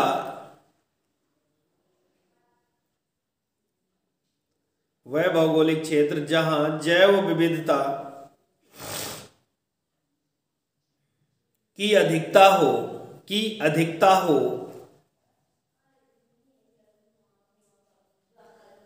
ब्रैकेट में लिखें वन्य जीव या वनस्पति, ब्रैकेट क्लोज, तथा इसके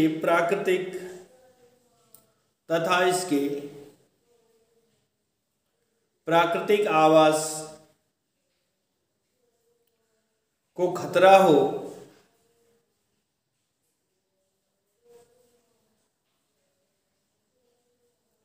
अर्थात प्राकृतिक संसाधनों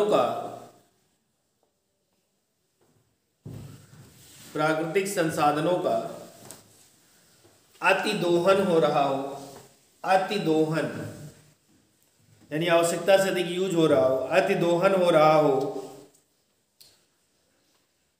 जैव संवेदी क्षेत्र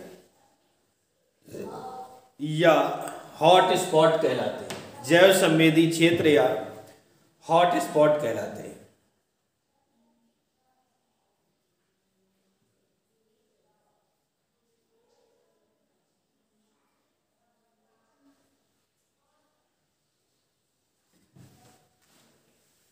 हेडिंग डालेंगे भारत में तप्त स्थल।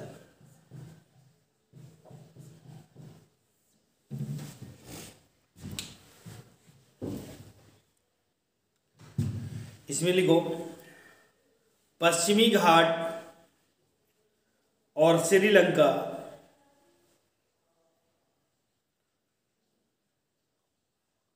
कॉमा पूर्वी हिमालय एवं इंडो बर्मा क्षेत्र में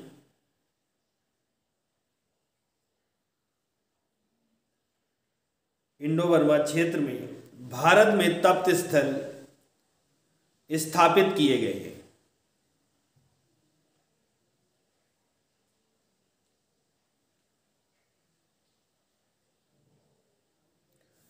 प्रमुख तप्त स्थल निम्न है। नंबर 1 पश्चिमी घाट और नंबर 2 पूर्वी हिमालय। पश्चिमी घाट और पूर्वी हिमालय, ये दो ऐसे तप्त स्थल हैं। ठीक है, अच्छा भैया, इसी की दूसरी हेडिंग इसी क्वेश्चन में कह रहा ऊतक संवर्धन, नंबर 2, 7वें का दूसरा ऊतक संवर्धन के बारे में कर रहा है।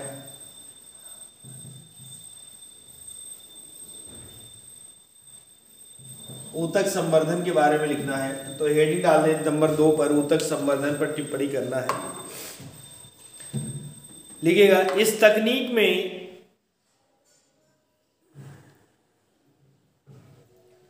तकनीक में प्रयोगशाला में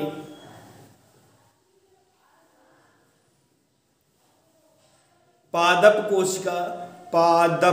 कोशिका कौमा ऊतक अंगों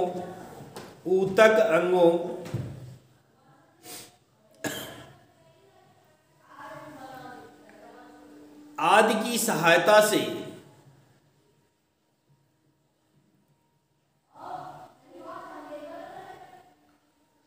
स्वपात्रे संवर्धन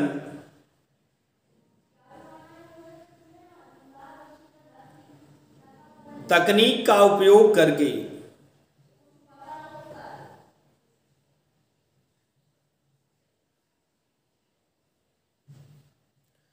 कृत्रिम संवर्धन माध्यम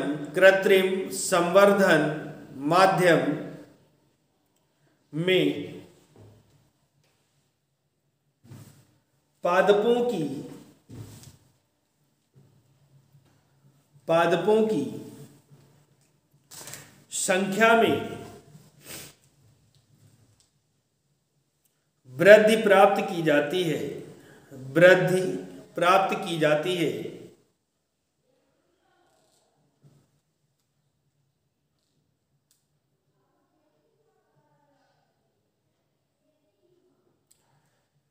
फुल स्टॉप। किसी एक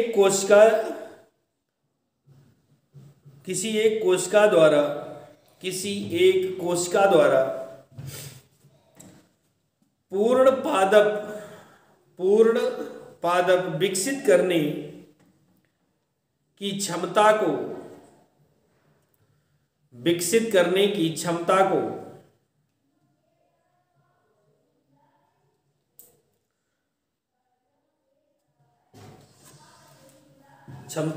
टोटीपोटेंसी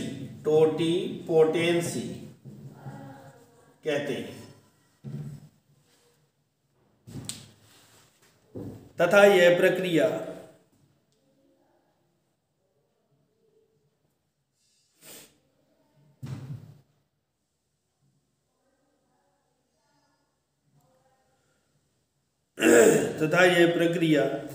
ऊतक संवर्धन कहलाती है।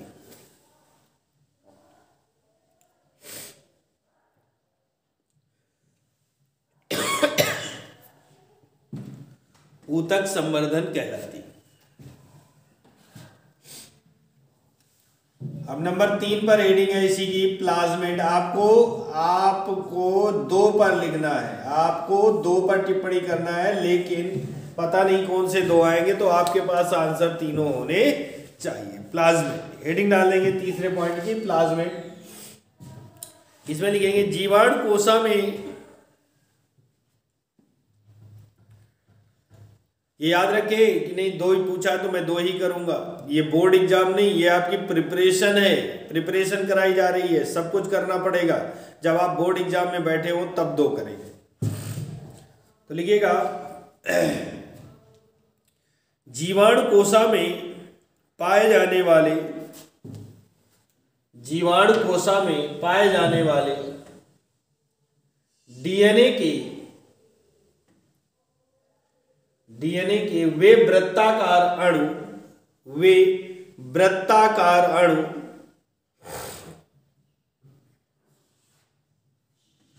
जो गुणसूत्रों के डीएनए से अलग होकर स्वतंत्र रूप से द्विगुणन करते हैं, प्लाज्मिड कहलाते हैं। स्वतंत्र रूप से द्विगुणन करते हैं, प्लाज्मिड कहलाते हैं।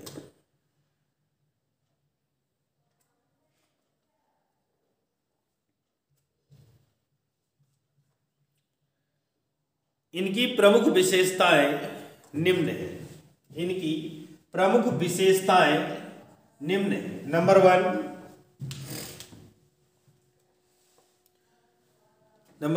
ये स्वतः द्विगुणन करने वाले आनुवंशिक कारक हैं।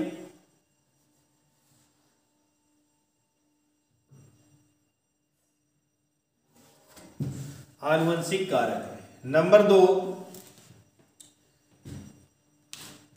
ये स्वतंत्र रूप से वंशागत होते हैं।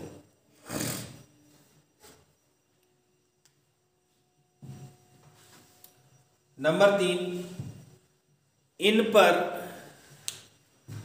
पर प्रतिरोधक जीन स्थित होते हैं।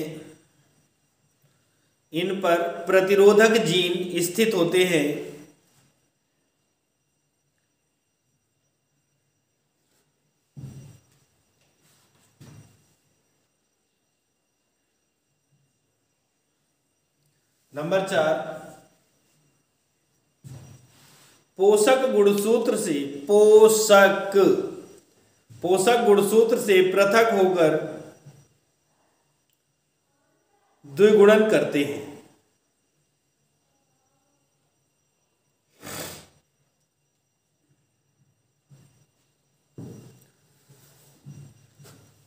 अब हेडिंग डाल देंगे प्रकार।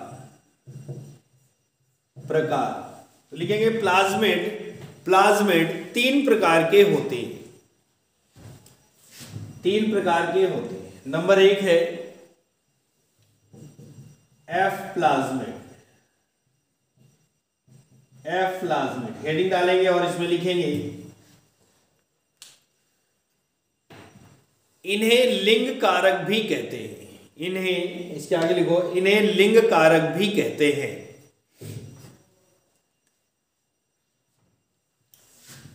नंबर 2 पर है आर प्लाज्मिड।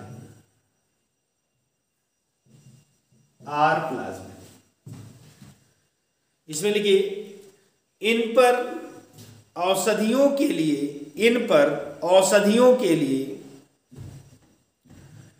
प्रतिरोधी जीन होते हैं।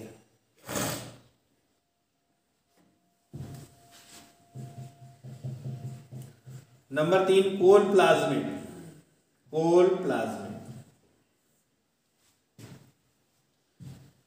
इसमें देखो ये सुग्राही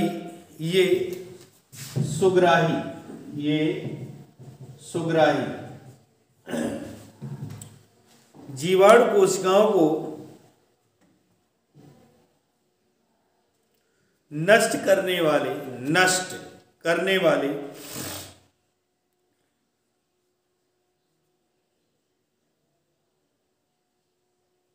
कॉल्सिन प्रोटीन के जीन होते हैं।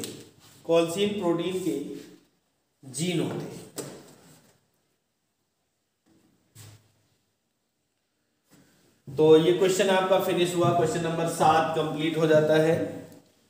अब क्वेश्चन नंबर 7 का अथवा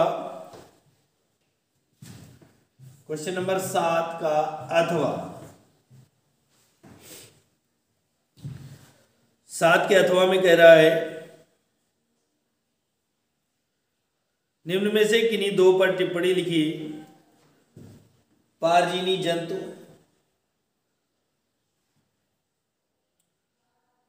बीटी फसलें और प्रतिरक्षी।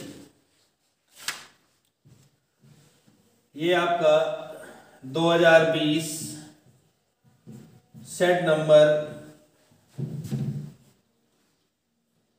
2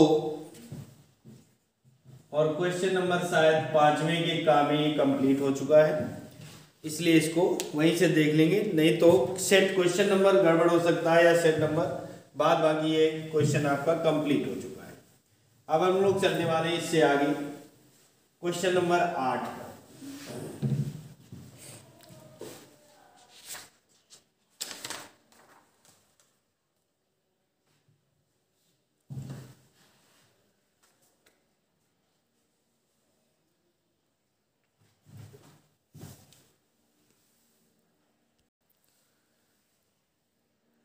तो 8वें का कह रहा है आनुवंशिक कोड पर निबंध लिखिए। आनुवंशिक कोड पर निबंध लिखिए। तो भैया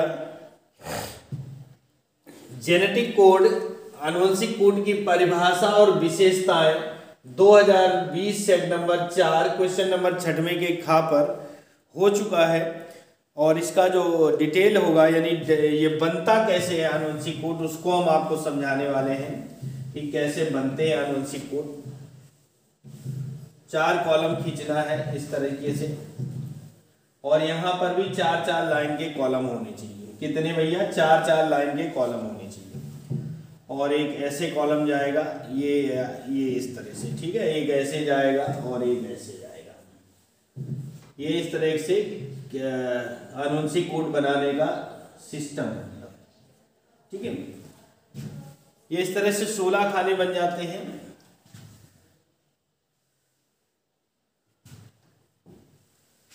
बनेंगे UCAG, UCAG और UCAG, UCAG, UCAG, UCAG, चारों में इस तरह से भर लेंगे। अब क्या करेंगे, ये पहला है हमारा U लिखा है तो 4 बार चारों लाइनों में U U U, दूसरा है U U U, और इधर क्या लिखा है UCAG, ये चारों उतार देंगे UCAG।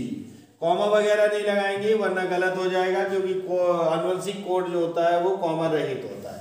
फिर दूसरे कॉलम के लिए U U U ये वाला, फिर क्या लिखा है C C C C, और फिर वो चारों लिखे हैं UCAG।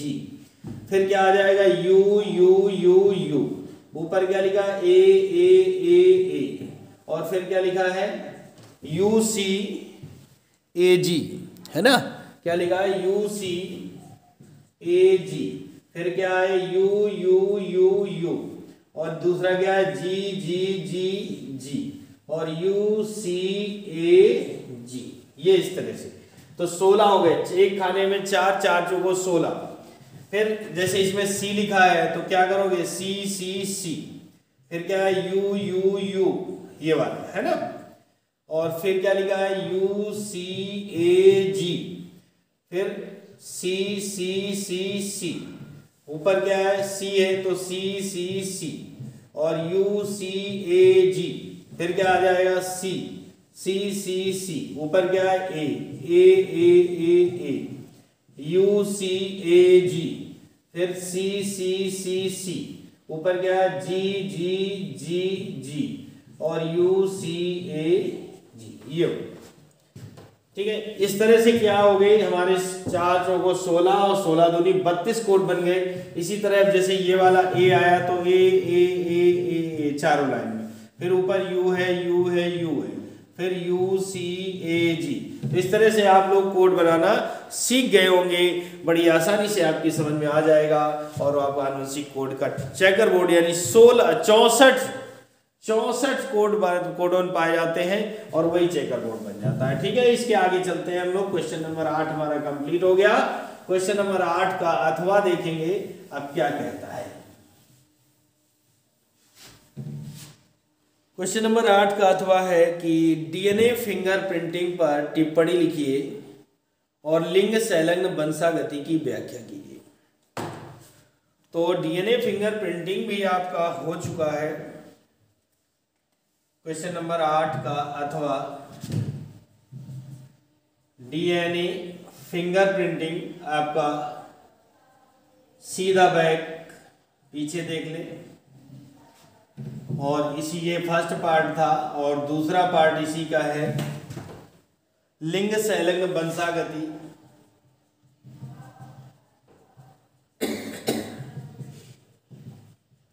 ये भी आपका हो चुका है। इसके अंतर्गत वर्णानुता हीमोफीलिया आता है, तो ये आप स्वयं कर लेंगे सेल्फ, आपको पढ़ाया गया हो, बहुत मोस्ट इंपॉर्टेंट टॉपिक है ना। तो इसको आपको पढ़ चुके होंगे। क्वेश्चन नंबर 9,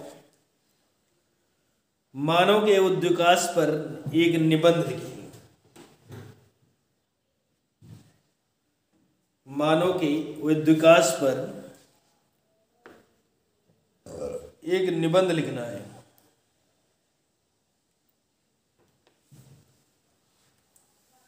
क्वेश्चन नंबर 9, मानव के उद्विकास।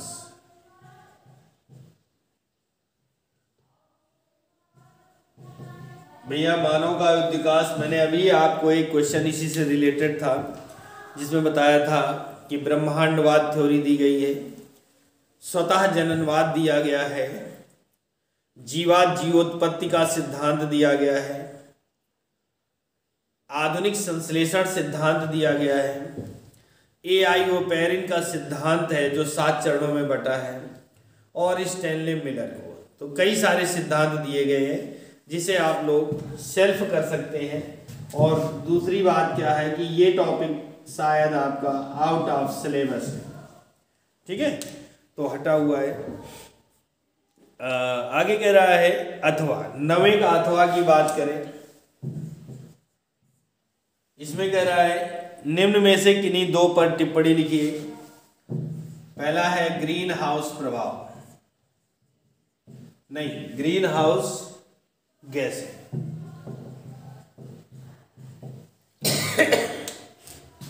इनके बारे में लिखेंगे।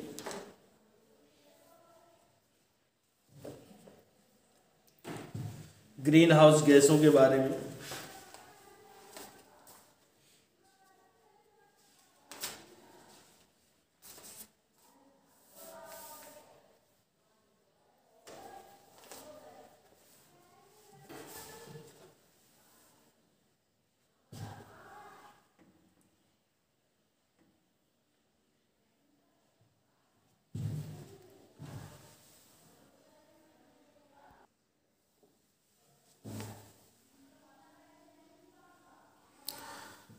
तो ग्रीन हाउस गैसें, इसमें लिखिएगा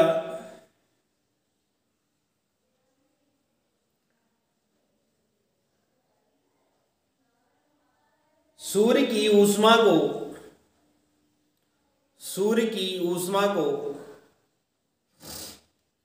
ऊष्माक्षेपी गैसें, ऊष्मारोधी गैसें अवशोषित कर लेती हैं एवं शेष बची ऊष्मा को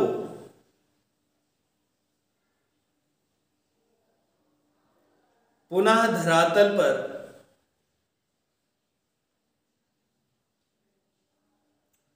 वापस कर देती हैं, पुनः धरातल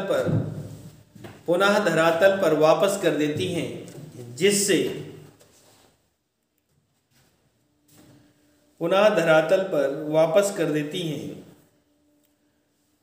जिससे वायुमंडल के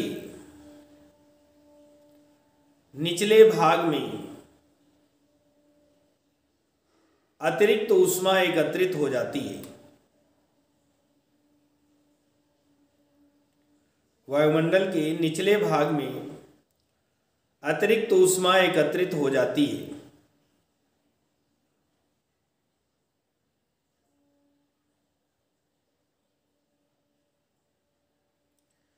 जिससे वायुमंडल के औसत तापमान में वृद्धि हो जाती है।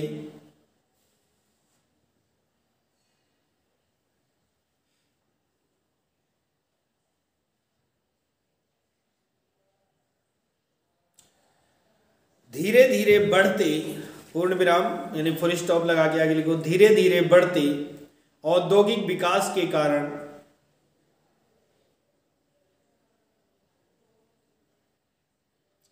उत्पन्न वायु प्रदूषण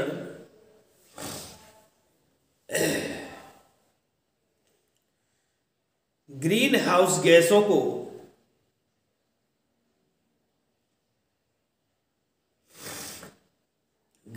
गैसों की कर देना की मात्रा में निरंतर वृद्धि कर रहा है,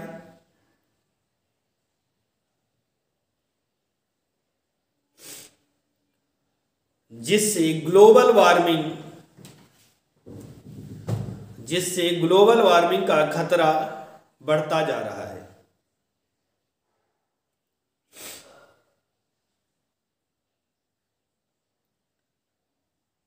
प्रमुख ग्रीन हाउस गैसें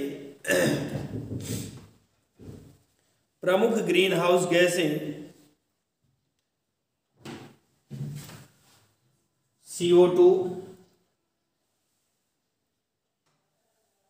CH4, N2O, carbon dioxide, methane, nitrous oxide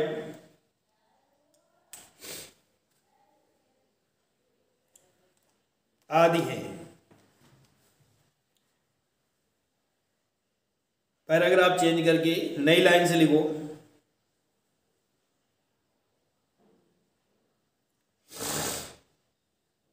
उद्योग धंधों में वृद्धि के कारण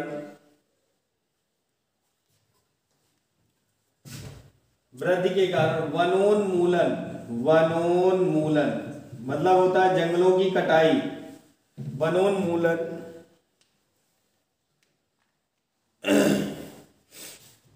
बढ़ता जा रहा है।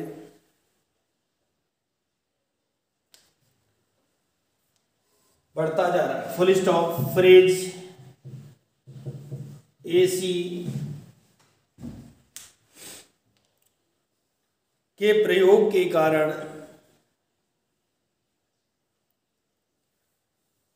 कारण वातावरण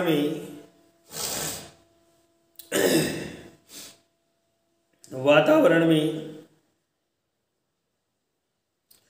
ग्रीन हाउस गैसों की मात्रा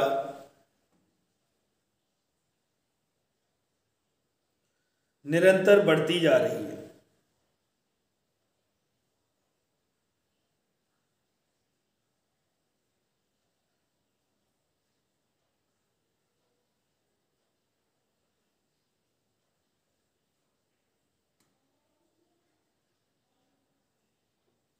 बढ़ती जा रही, फुल स्टॉप।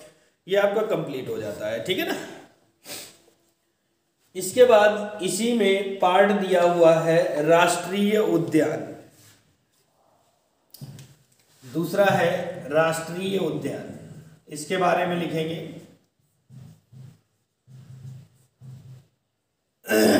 राष्ट्रीय उद्यान हेडिंग डाल दें और इस टिप्पणी को कंप्लीट करेंगे। लिखिएगा, वह क्षेत्र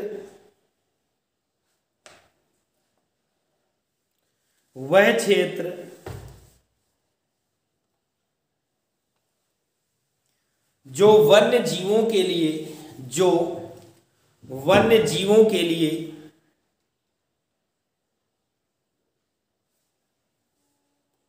पूर्ण रूप से संरक्षित होता है, पूर्ण रूप से संरक्षित होता है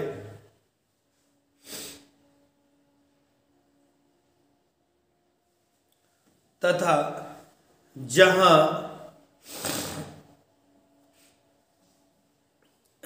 शिकार करना, पशु चराना, कौमा फसल बोना निषेध होता है, निषेध होता है अर्थात मना होता है, यानी मानव गतिविधि कोई भी नहीं होगी, निषेध होता है, राष्ट्रीय उद्यान कहलाता है, राष्ट्रीय उद्यान कहलाता है।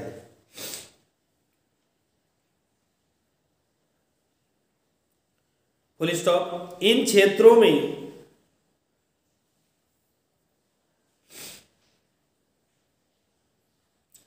जंतुओं या प्राणिजात तथा पादपों या वनस्पति जात दोनों को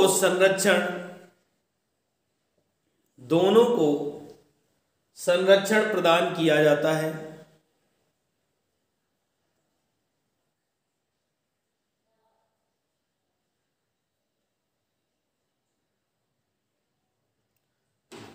अब तक भारत में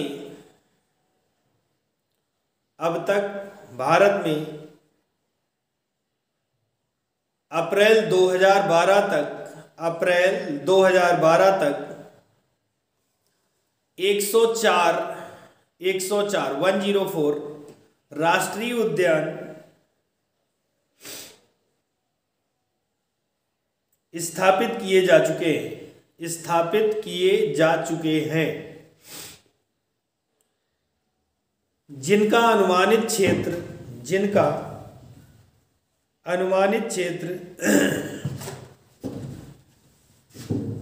38,029.18 वर्ग किलोमीटर है।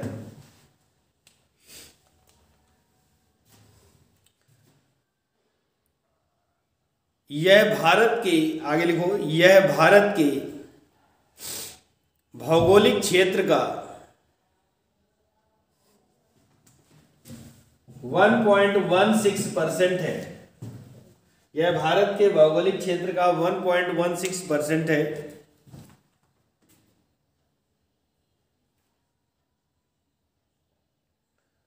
आगे लिखेंगे जिम कार्बेट राष्ट्रीय उद्यान, जिम कार्बेट राष्ट्रीय उद्यान भारत का प्रथम राष्ट्रीय उद्यान है। भारत का प्रथम राष्ट्रीय उद्यान है। इसकी स्थापना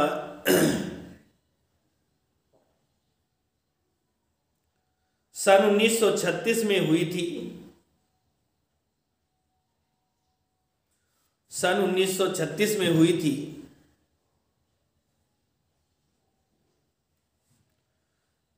अब यह उत्तराखंड में स्थित है। अब यह उत्तराखंड में स्थित है।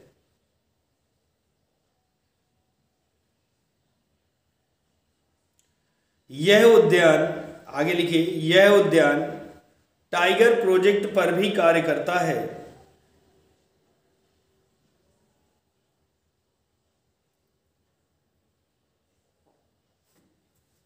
कार्य कर रहा है। आगे लिखिए भारत के प्रमुख राष्ट्रीय उद्यान, भारत के प्रमुख राष्ट्रीय उद्यान निम्नलिखित हैं। नंबर 1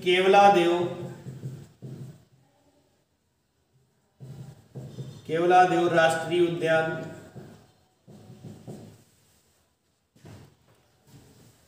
ये भरतपुर में है, भरतपुर। नंबर 2 रणथंभौर राष्ट्रीय उद्यान, ये सवाई माधोपुर में है, सवाई माधोपुर। नंबर 3 सुंदरवन राष्ट्रीय उद्यान, ये पश्चिम बंगाल में है। नंबर 4 काजीरंगा, ये असम में है। नंबर 5 बांधवगढ़, बांधवगढ़ ये एमपी यानी मध्य प्रदेश में है। ये 4-5 हैं, बाकी 104 ऊपर संख्या लिखा चुके हैं, बहुत सारे हैं। 104 राष्ट्रीय उद्यान है, ये प्रमुख थे। इसी के साथ ये टिप्पणी आपकी फिनिश हुई। और क्वेश्चन नंबर इसी का थर्ड पार्ट, जैव विविधता, जैव विविधता ये आपका 2020 सेट नंबर फर्स्ट का क्वेश्चन नंबर 7 में जैव विविधता की डिटेल से कराया जा चुका है, इसे वहीं से देख लेंगे। इसी के साथ हमारा ये सेट यानी 5वां सेट भी कंप्लीट हो जाता है। और अब हम लोग मिलेंगे सेट नंबर 6 पर। तब तक के लिए नमस्कार, जय हिंद, जय भारत। और दोस्तों बने रहिएगा हमारे YouTube चैनल जीविका केमिस्ट्री क्लासेस में, जिसमें आपके केमिस्ट्री और बायोलॉजी के अनसोल्ड पेपर कराए जा रहे हैं, जिनसे आपकी एक बेहतरीन तैयारी होती है और आपको ये पता चलता है कि क्वेश्चन किस प्रकार से पूछा जाता है और किस क्वेश्चन का कितना आंसर देना है। बहुत ही जल्द आपको केमिस्ट्री के 2022 के सेट कंप्लीट करवा लेंगे। आशा करता हूं कि आप लोगों ने 2020 और 2019 या 18 के सेट सॉल्व कर लिए होंगे, तो 2022 का सेट बचता है जो आपको बहुत ही जल्दी सॉल्व कराया जाएगा। ठीक है ना? ओके, धन्यवाद, जय हिंद, नमस्कार। और एक बार फिर से अनुरोध है कि वीडियो को लाइक कर दिया करें, कमेंट कर दिया करें, कमेंट जरूर करें और कमेंट करते समय आप अपने डिस्ट्रिक्ट का नाम जरूर लिखें। धन्यवाद, जय हिंद।